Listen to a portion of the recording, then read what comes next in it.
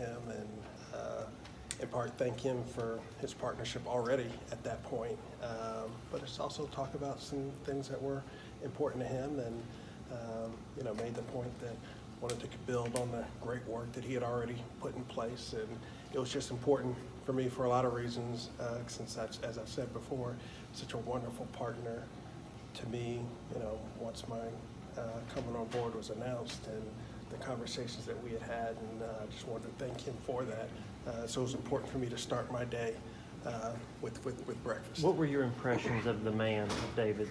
I've said this before that couldn't have a stronger impression of have admired him from afar, and in a lot of ways, I was speaking earlier where he may have not have realized it, I may not have realized it, but in a lot of ways, I think he was a mentor of mine. I've just admired kind of how he's gone about his business, his approach to the student athlete and what that means. And at the end of the day, for me, that was so compelling and inspiring for me, that it's really been a model and a big reason for why I'm here. And that was part of what we talked about, that morning and over prior conversations leading up to that point, and all the more reason for me that day it was important that that's how I wanted to start my first day with him, with a bit of thanks, but also just talking about building on some of the, just the model of excellence,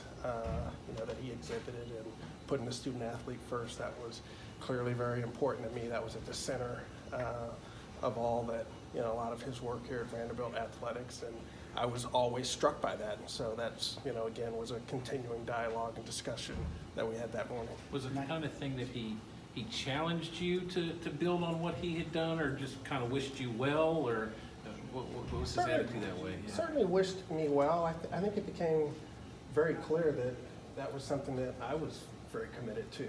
I don't think it was ever so it was less challenge. I think very early on, that's where we connected in our conversations. And again, I made very plain what I found so compelling about this opportunity. Again, the model and the work that he had done, that was made very plain, in our very earliest conversations. And so it was less challenge and more, just a shared appreciation for what that means and the challenge that at times presents, but also the shared sense of commitment to continue to build on that. How much did you expect him to be a resource for you?